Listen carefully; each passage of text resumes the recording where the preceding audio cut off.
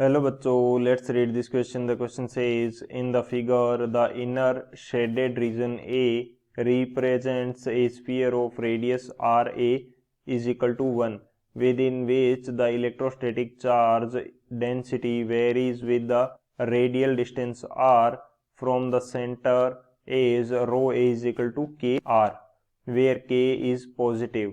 In the spherical shell B of outer radius RB, the electrostatic charge density varies as rho b is equal to 2k by r. Assume that dimension care of all physical quantities are in their SI units. Which of the following statement is are correct? Option first, if RB is equal to under root 3 by 2, then the electric field is 0 everywhere outside B. Option second, if RB is equal to 3 by 2, then electric potential just outside B is K by epsilon naught. Option C, if RB is equal to 2, then the total charge of the configuration is 15 pi K. Option fourth, if RB is equal to 5 by 2, then the magnitude of electric field just outside B is 13 pi K by epsilon naught. तो इस question के अंदर हमसे क्या बोला गया है कि एक हमारे पास आर ए रेडियस का शेडेड पोर्शन है और एक हमारे पास आर बी रेडियस का उसके आउटर पोर्शन है। आर ए रेडियस और आर बी रेडियस के अंदर जो चार्ज डेंसिटीज हैं उनकी वैल्यू अलग अलग है, तो उसके अकॉर्डिंग हमें गिवन ऑप्शंस में से चूज करना है कि करेक्ट ऑप्शन कौन सा है। तो बात करते हैं की कंसेप्ट की। तो की कंसेप्ट की यदि बात करें तो इस क्वेश्चन के लिए की कंसेप्ट हमारे पास क्या होगा? की कंसेप्ट हमारे पास ये होगा, सबसे फर्स्ट की कंसेप्ट के अंदर डिस्कस करते हैं कि कोई पॉइंट चार्ज है तो उसके कारण इलेक्ट्रिक फील्ड कितना होता है। इलेक्ट्रिक फील्ड E जो है due to a point charge, due to a point charge, due to a point charge, point charge के कारण इलेक्ट्रिक फील्ड कितना होगा। यदि मैं मान लेता हूं कि मेरे पास यहाँ पे कोई पॉइंट चार्ज Q है और इससे d डिस्टेंस के ऊपर मैं इलेक्ट्रिक फील्ड फाइंड आउट करता हूं, तो इस इलेक्ट्रिक फील्ड की वैल्यू क्या होगी? ये इक्वल होगा के क्यू बाई डी स्क्वेयर के क्यू बाई डी स्क्वेयर। के बेसिकली यहाँ पे किसके इक्वल होता है? के की जो वैल्यू होती है वो 1/4 पाई एप्सिलॉन नॉट के इक्वल होती है। तो ये हमारे पास क्या आएगी? इलेक्ट्रिक फील्ड ई की वैल्यू आएगी। एक तो ये हमारा की कंसेप्ट हो जाएगा। सेकंड की कंसेप्ट हमारे पास क्या रहेगा कि जो रो है हमारी वो क्या होती है? Volume charge density. तो हमें यहाँ पे क्या दिया गया है कि वॉल्यूम चार्ज डेंसिटी दी गई है अलग अलग रीजन की अलग अलग। तो उन वॉल्यूम चार्ज डेंसिटीज की हेल्प से हम लोग फाइंड आउट कर लेंगे कि इस पूरे रीजन का R A and R B जो दोनों हैं उनका टोटल चार्ज कितना है। फिर उस चार्ज को हम पॉइंट चार्ज की तरह बिहेव करता हुआ मानेंगे और उसके अकॉर्डिंग इलेक्ट्रिक फील्ड की इंटेंसिटी फाइंड आउट कर लेंगे। तो सेकंड जो है हमारे पास वॉल्यूम चार्ज डेंसिटी, वो किस प्रकार से फाइंड आउट करते हैं वो देख लेते हैं। Volume charge density, volume charge density जो होती है इसको रिप्रेजेंट किया जाता है रो से और इसकी वैल्यू होती है चार्ज बाई एरिया। चार्ज हमारे पास मैं मान लेता हूँ कि क्यू है, सॉरी चार्ज बाई वॉल्यूम होती है। चार्ज बाई क्या होती है? वॉल्यूम। चार्ज मैंने क्या मान लिया? क्यू। और वॉल्यूम जो हमारे पास होता है वो क्या रहता है? ये रहता है area into thickness, area into thickness. ये हमारे पास क्या रहेगा? रो, यानी कि वॉल्यूम चार्ज डेंसिटी रहेगी। तो ये दो हमारे की कंसेप्ट रहेंगे। इन दोनों की कंसेप्ट की हेल्प से हम फाइंड आउट कर पाएंगे, हमारा जो गिवन डाटा है उसकी हेल्प से हम गिवन ऑप्शंस के अकॉर्डिंग वैल्यू फाइंड आउट कर पाएंगे। तो बात करते हैं सॉल्यूशन की। तो सॉल्यूशन की यदि बात की जाए तो हमारी अप्रोच क्या होगी इस क्वेश्चन को सोल्व करने के लिए कि हम टोटल चार्ज फाइंड आउट कर लेंगे दोनों रीजन्स के कारण, और उस चार्ज की हेल्प से हम लोग प्रत्येक पॉइंट पे जहां पे भी हमें इलेक्ट्रिक फील्ड फाइंड आउट करना है वो हम फाइंड आउट कर लेंगे। तो मैं बात करता हूं कि total charge due to both region, total charge due to both region, due to both region. तो दोनों रीजन्स के कारण कितना चार्ज होगा वो मैं फाइंड आउट कर लेता हूं। तो हमारे पास सरफेस वॉल्यूम चार्ज डेंसिटी जो दी गई है उससे हम चार्ज फाइंड आउट कर सकते हैं। तो चार्ज की वैल्यू हमारे पास क्या आएगी? Volume charge density into volume, volume हमारे पास क्या होगा? Area into thickness, area into thickness, इसकी इक्वल आएगा। तो यहाँ पे मैं अप्लाई कर देता हूँ, यहाँ पे मैं टोटल चार्ज को मैं क्या मान लेता हूँ, क्यू मान लेता हूँ, टोटल चार्ज क्यू है। और जो रीजन है आर ए रेडियस का जो रीजन है उसके लिए हमें वॉल्यूम चार्ज डेंसिटी कितनी गिवन है, रो ए गिवन है। और उसकी एरिया कितना होगा हमारे पास, ये हो जाएगा 4 pi r a square into thickness हमारे पास कितनी है, थिकनेस में मान लेता हूं कि डी आर जो है वो इसकी क्या है, थिकनेस है। ओके, और प्लस हमें चार्ज किसके कारण मिलेगा, जो बी आर बी रेडियस का रीजन है उसके कारण, उसकी सरफेस चार्ज डेंसिटी कितनी है, सॉरी वॉल्यूम चार्ज डेंसिटी कितनी है, रो बी। उसका एरिया हमारे पास क्या होगा 4 पाई, और उसकी रेडियस हमें दी गई है आर, तो 4 पाई आर स्क्वेयर। और इसकी थिकनेस भी मैं मान लेता हूं कि सेम थिकनेस डी आर का है। अब ये थिकनेस मैंने स्मॉल थिकनेस ली है डी आर मैंने क्या ली है, स्मॉल थिकनेस, डी आर मैंने ली है स्मॉल थिकनेस। अब यदि मेरे को आर ए रेडियस का जो टोटल रीजन है उसके कारण मेरे को टोटल चार्ज फाइंड आउट करना है, तो मुझे इसको इंटीग्रेट करना होगा। तो मुझे इसको पहले तो ये डी क्यू होगा, अब तक तो ये डी क्यू है, जब मैं इसको इंटीग्रेट कर दूंगा इन दोनों को तो मेरे पास ये वैल्यू क्या हो जाएगी, इसको भी इंटीग्रेट करना होगा। तो ये तो जीरो से क्यू हो जाएगा, ये तो जीरो से क्यू हो जाएगा। और इसकी जो रो ए वाला पोर्शन है यानी कि आर ए रेडियस का पोर्शन है, इसकी वैल्यू कहां से कहां तक है, जीरो से आर ए तक। आर ए की वैल्यू मेरे पास कितनी है, 1 दे रखी है क्वेश्चन के अंदर। और जो आर बी वाला रीजन है वो कहां से कहां तक है, आर बी वाला रीजन है हमारे पास आर ए से लेकर आर बी आउटर तक। तो आर ए की वैल्यू 1 है और यहां से ये मेरा कितना है, आर बी है। जस्ट अब मेरे को इसको इंटीग्रेट करना है और मेरे पास टोटल चार्ज की वैल्यू आ जाएगी। जब मैं इसको इंटीग्रेट करूंगा तो डी क्यू क्या हो जाएगा मेरा, डी क्यू तो जो है हमारा वो टोटल चार्ज क्यू के अंदर चेंज हो जाएगा। और रो ए की वैल्यू हमारे पास कितनी गिवन है, के आर गिवन है।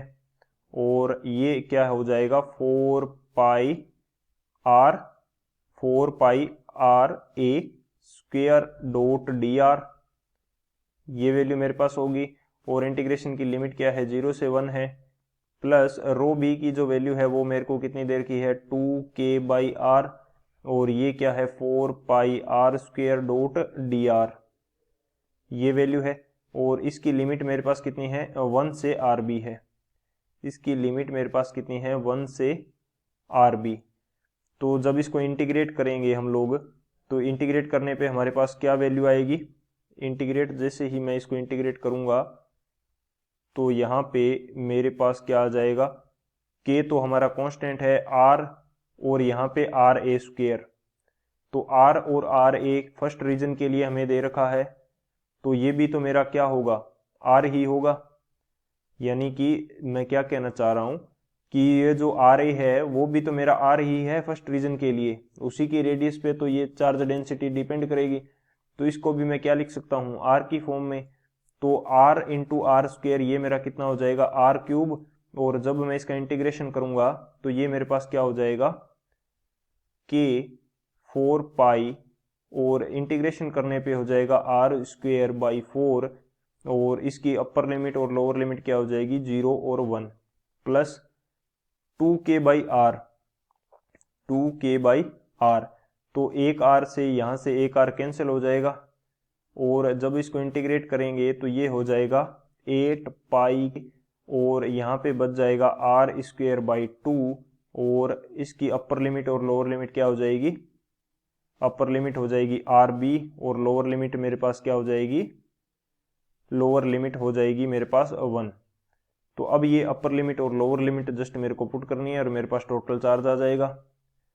तो यहाँ मैं अपर लिमिट 1 पुट करूंगा तो ये तो मेरा आ जाएगा के पाई, ये तो मेरा कितना आ जाएगा, 4 से 4 कैंसिल हो जाएगा। अपर लिमिट आर की जगह 1 पुट करूंगा तो ये आ जाएगा के पाई।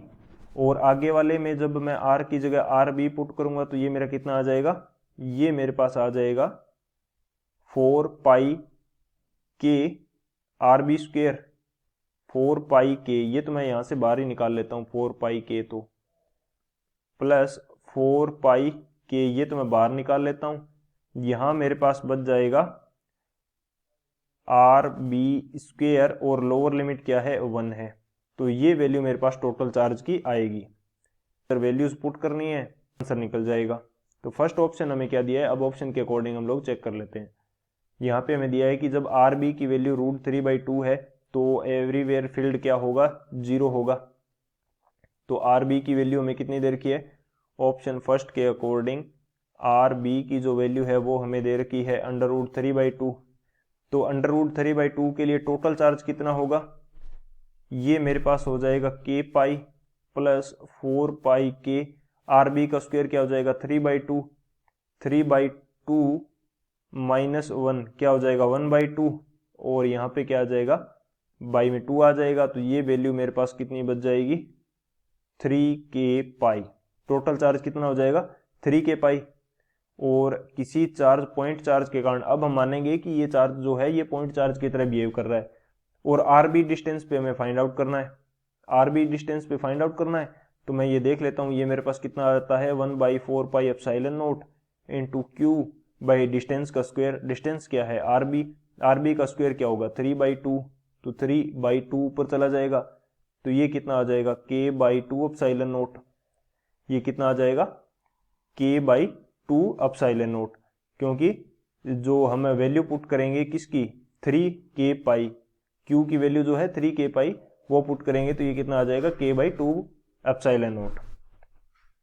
तो 0 तो नहीं आ रहा, तो फर्स्ट ऑप्शन तो हमारा इनकरेक्ट हो गया। बी ऑप्शन हमें क्या दे रखा है, बी ऑप्शन हमें दे रखा है कि जब आर बी की वैल्यू 3/2 है तो जो इलेक्ट्रिक पोटेंशियल है आउटसाइड बी वो क्या रहता है k/एप्सिलॉन नॉट रहता है। तो ये भी देख लेते हैं। बी के अंदर हमें दे रखा है कि जब आर बी की वैल्यू क्या है 3/2 है, जब 3/2 है तो टोटल चार्ज कितना होगा, टोटल चार्ज होगा k पाई प्लस 4 पाई के आर बी की स्क्वायर। आर बी की स्क्वायर क्या हो जाएगी इस बार 9/4 माइनस 1। तो जैसे ही इसको सॉल्व करेंगे तो ये हमारे पास आ जाएगी, कितनी आ जाएगी 5 पाई के। तो टोटल चार्ज कितना हो जाएगा हमारे पास 6 पाई के, ये हमारे पास टोटल चार्ज आ जाएगा। और चार्ज के कारण पोटेंशियल क्या होता है, पॉइंट चार्ज है तो उसके कारण पोटेंशियल क्या होगा 1/4 pi epsilon not into Q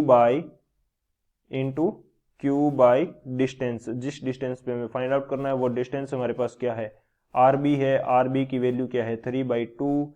अब जस्ट हमें क्यू की वैल्यू पुट करनी है।